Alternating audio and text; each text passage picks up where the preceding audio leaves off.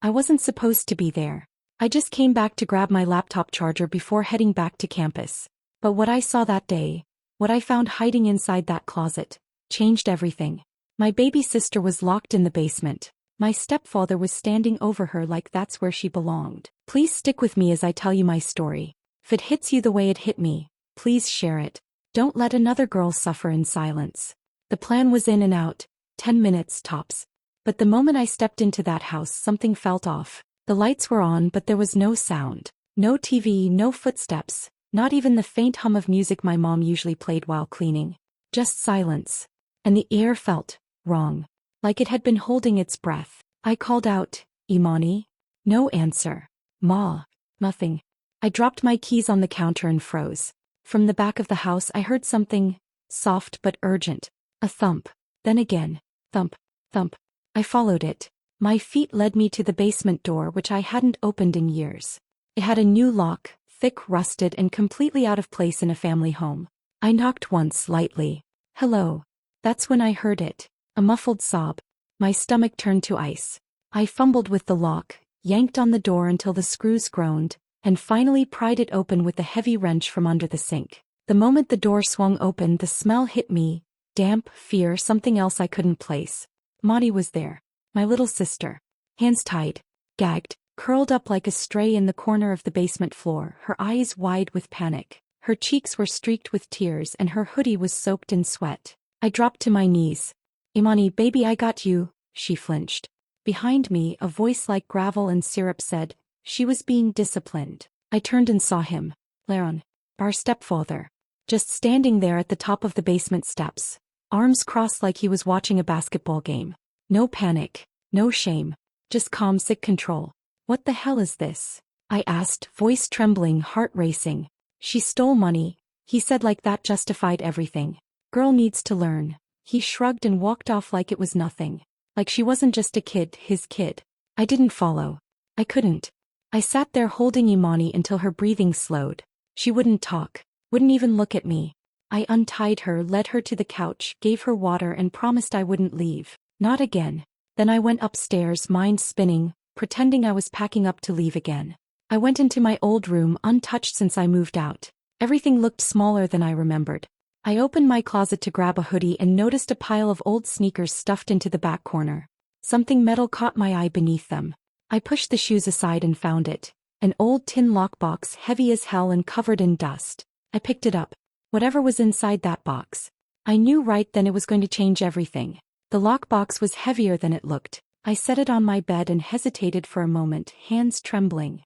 Imani was downstairs, curled into a corner of the couch, staring through the TV screen like it wasn't even there.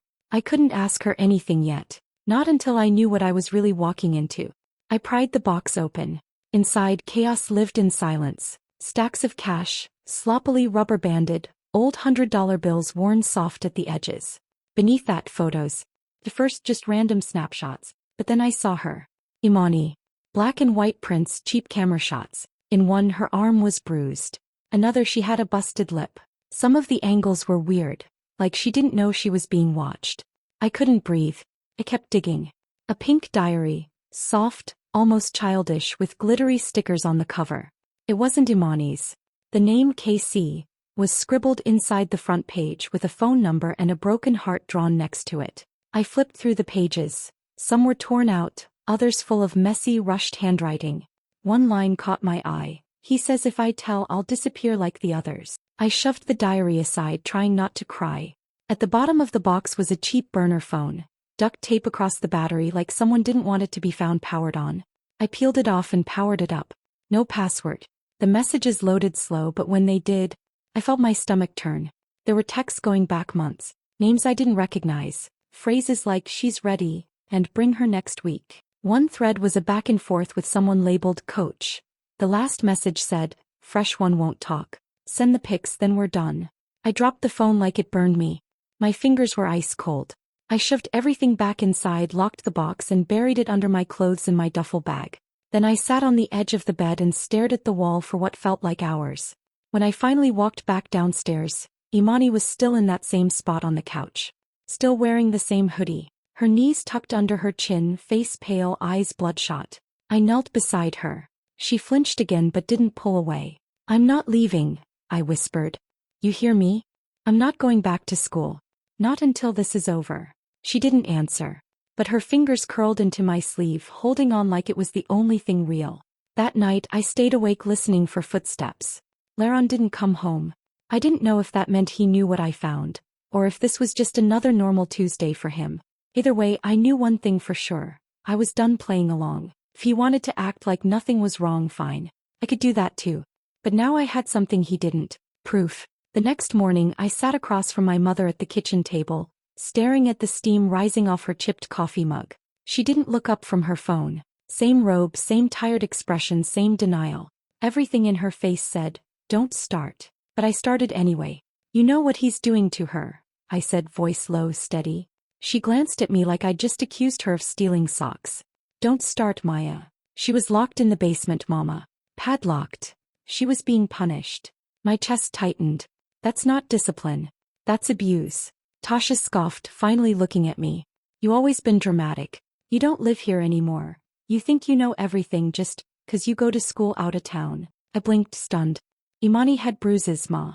Pictures. She's terrified of him. She hasn't said a word since I got here. Tasha took a sip of coffee and stood up, ending the conversation like it was a sitcom scene. That girl's always been sensitive. If you didn't come back in here pokin' around like you got some badge, maybe she wouldn't be actin' up. I sat there speechless. My own mother couldn't, or wouldn't, see it. And maybe deep down she knew. Maybe it was easier to look away. That afternoon Imani picked at her food like it was poison. I watched her closely. She winced every time she heard the front door creak. When Laron came in around 5, his presence filled the room like a cold front. Imani immediately left the table, plate untouched. He didn't even speak to her, just smiled like he owned the air. Working late again? I asked him. Laron stretched and scratched his chin. Something like that. Got a side gig, helps with bills. What kind of side gig? He looked at me, eyes flat. Security. For events. Bars. Things like that. I smiled back. Sounds fun. That night I watched him leave around 8:15. Said he was heading to work. I waited 10 minutes, grabbed my hoodie and followed him. I stayed 2 cars behind, lights off, every muscle in my body clenched tight. He didn't drive toward any bars or hotels. Instead he pulled into a quiet neighborhood 20 minutes away. Low income, tucked behind a gas station and a half-dead strip mall. I parked at the corner and watched as he used a key to enter a small apartment unit. No lights came on, no music, no sign of another soul. I waited for over an hour. He never came out. Eventually I drove home, shaking, pulse hammering like it was trying to crawl out of my throat. That apartment wasn't work. That apartment was a secret. And I was going to find out exactly what was behind that locked door. The next day I waited until Laron left the house again, claiming he had a night shift at some event. He didn't know I'd followed him the night before, didn't know I had the address burned into my memory. I waited another 20 minutes after he pulled off, then grabbed a pair of gloves, a flashlight and the backup phone I'd bought that morning. Imani was asleep upstairs, curled under the covers like she was trying to disappear. I promised her I'd be back soon. When I got to the complex I parked 2 buildings away and walked up the side path like I lived there. Nobody looked twice. The door was cheap and the lock even cheaper. One strong twist with the flathead from the glove box and it popped open with a soft crack. I stepped inside and stopped breathing. It was a child's room. Not just any child. A girl. The walls were pale pink with glittery butterfly decals peeling at the corners. There was a twin bed with stuffed animals lined up in rows like they were waiting for roll call. The sheets were floral and fresh. The whole place smelled faintly of baby lotion and fake vanilla. My skin crawled. There was no TV. No kitchen supplies. No shoes by the door. Just that room. Like it was frozen in time. Like someone was waiting for a girl who would never come back. I moved quickly, heart in my ears. Opened drawers. Searched under the bed. In the nightstand I found it. A blue spiral notebook, duct taped around the edges like someone didn't want it falling apart. I opened it and stared at the name on the inside cover. Kara Caldwell. That name hit me like a hammer to the chest. Kara Caldwell. I remembered her from the flyers. She'd gone missing 2 years ago, age 14, after leaving a school event. Her face had been everywhere, for a little while. Until it wasn't. I flipped through the pages. Most were shaky handwriting, jagged and panicked. Uncle Al said don't cry. He said if I smiled he'd take me home. He lied. He lied again. One page just had the words, "I want my mom," written over and over until the pen ran dry. I felt something crack in me. I couldn't scream, couldn't cry, just moved with a cold, mechanical focus. I snapped photos of every page, every corner of the apartment. The stuffed animals. The sheets. The closet filled with clothes 2 sizes too small for Imani. This wasn't just about my sister anymore. This was a graveyard wearing a child's face. I uploaded everything to a private cloud drive. Then I made a copy on a flash drive and shoved it deep into my sock. No way was this evidence disappearing. As I slipped back out into the night, locking the door behind me, I knew something for sure. Leron hadn't just hurt Imani. He was a predator. And Kara Caldwell never made it home. It was just past 3 a.m. when I heard soft footsteps outside my bedroom door. I sat up, wide awake instantly, instinct telling me it was Imani. The door creaked open a little, just enough for her to slip in like a shadow. She didn't say anything at first, just stood there, arms wrapped around herself like she was trying to keep from unraveling. Can I sleep in here?" she whispered. "Of course," I said, sliding over and lifting the blanket. She climbed in beside me, her body stiff as wood. We laid there in silence until her breath started to even out. I thought she'd fallen asleep until she spoke again. "He said you'd die if I told." Her voice was so small I almost didn't hear it. But I did. And every syllable shattered something inside me. I turned to face her. "Imani, listen to me. That's not gonna happen. I'm not a little girl anymore, and I'm not leaving you alone with him again." She didn't reply, but she buried her face in my shoulder. I held her tighter. From that moment on, I moved differently. The next morning I began setting traps, not just for Leron but for the truth. I bought 2 tiny audio recorders and hid one in the lamp in the living room, another under the table in the hallway. I started pretending like I was leaving for errands, just to see how he acted when he thought I was gone. I never really left, just circled the block and waited. Watching. Listening. Leron was careful but not careful enough. That evening when he thought it was just him and Imani in the house, I heard it. I was sitting in the car down the block with my phone synced to the recorder in the hallway. "If you even think about talking to her again about what happened down there," he said, voice low, calm, cold, "I'll make sure she ends up worse than you." I gripped the steering wheel so tight it left marks in my palms. He kept going. "You want to go to a group home? You want to be another girl nobody cares about? Then keep talking." I saved the file instantly. Labeled it. Backed it up twice. That was the beginning of my case. But the more I moved in silence, the more I started to feel it, that someone else was watching me. Leron would give me these strange looks like he was trying to figure out a puzzle. He'd pause mid-conversation, eyes narrowed just a little too long. One afternoon I found my bedroom closet door slightly open when I knew I'd closed it. Nothing missing. Smooth. That night I pushed my dresser in front of the door. Just in case. Because I was done being scared. And if he wanted to stare me down, he'd better be ready. I was staring back now. I received the note on a Monday morning. Just a plain white envelope with no return address, jammed into the mailbox like whoever left it wanted it hidden. First I thought it was junk, but as soon as I pulled it open I knew it wasn't. The paper inside was folded twice, edges smudged like dirty fingers had gripped it too tight. The message was printed in all caps, the letters sharp and wide like someone was angry even as they wrote it. "Back off or bury another girl." I stared at those 7 words until my vision blurred. No name. No clue who sent it. Just that. A threat plain as day. And it meant someone knew. Knew I'd been looking. Knew I'd seen what was in the closet in the apartment in that diary. Knew I was a problem. My first instinct was to call the cops. But who? What if they were connected too? I needed someone I could trust. Someone who wouldn't treat me like I was imagining things. So I called Layla Banks. She grew up just 4 houses down. Used to braid Imani's hair on the porch and sneak out with me to catch summer concerts in the park. Now she was a detective with the local PD. I hadn't spoken to her in almost 2 years, but when she answered the phone, her voice still had that same sharp edge. "Dem Maya. Thought you forgot about me." I didn't. I got something real. And I don't know who else to call. We met at a quiet cafe across town, one with no cameras and windows too foggy to see through. I brought the flash drive, the photos, the screenshots from the burner phone, and the note. Layla didn't talk for a long time. She just flipped through the files like she was already putting together a case in her head. "Let me run your guy," she finally said. "Leron Davis, right?" An hour later she called back, voice tight. "Why? His name's real. But he used to be Leron Curtis Davis, changed it after he aged out of foster care. He's got sealed juvenile records. One arrest at 17. Assault on a minor. No conviction. Case buried in family court. But something stinks. I didn't need convincing. I already knew it stank.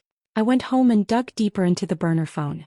Imani stayed curled up in my bed, the lights always on, like darkness wasn't safe anymore. The contacts in the phone had names like Coach, Pastor T, and J-Rock. Just nicknames until I opened the text threads. That's where it hit. Fresh one ready. Bring her Friday, usual drop. Client wants brown-skinned, no older than 14. Don't screw this up again. I didn't just feel sick. I felt watched. This wasn't about just Leron. He wasn't working alone. And I wasn't nearly done. I knew I couldn't let it drag out any longer. Every minute Imani stayed under that roof she was in danger. And now it wasn't just her. There were other girls. Maybe more than I could imagine. I had to end it before another one disappeared. Pack a bag, I told Imani the next morning. You're staying with Keisha for a while. Her eyes widened. What about you? I'll be close. But I need you safe. Just trust me. She nodded slowly. I could see the fear tightening around her like a second skin, but she didn't argue. Keisha had been my best friend since high school. Fierce, no nonsense, and the only person I trusted to protect my sister like blood. We dropped Imani off that afternoon, and I gave Keisha strict instructions not to let anyone near her unless it was me or Layla. After that, I put my plan in motion. I drove to campus and parked my car in the student lot, just in case Leron tried to confirm if I really left. Then I circled back in a rental, parked down the block from the house and waited until nightfall. I snuck in through the back, careful, silent, and fast. Over the next hour, I placed 2 hidden cameras. One in the living room light fixture and one in the hallway smoke detector. They fed straight to my phone. At 10:42 p.m., Leron walked through the door. I watched him from my phone, heart pounding. He wasn't alone. Behind him was a girl, maybe 13. Small, stiff, and silent. She wore a baggy hoodie and kept her eyes on the floor. My stomach turned. This was happening now. Tonight. And if I hadn't set this trap, no one would have known she ever existed. I sent one word to Layla. Now. 15 minutes later, flashing blue and red lit up the windows. I watched through the live feed as Leron stepped back, stunned, his mouth falling open. The girl flinched hard when the door burst open. Detective Layla entered with 2 uniformed officers, guns drawn. Leron Davis, hands where I can see them. He didn't resist, he just stared, dead calm. But when they cuffed him and started dragging him toward the door, he turned his head and saw me standing on the porch. You think this ends with me? He spat, eyes blazing. I didn't flinch. Nah, I said. But it damn sure starts with you. They pulled him down the steps and he kept staring like he wanted to memorize my face. The girl clung to the officer who found her, shaking, still too scared to speak. As the squad car rolled away, I watched the reflection of those lights fade off the windows. It was done. At least the first part was. Tasha didn't show up at the station when Leron was arrested. She didn't call, didn't text, didn't even check if her youngest daughter was alive or not. 2 days later, she finally knocked on the door of Keisha's apartment. Eyes sunken, lips pressed tight, hands trembling like she'd been holding something in for far too long. I opened the door, arms crossed. Can I see her? She asked, voice hoarse. She's resting. You can wait.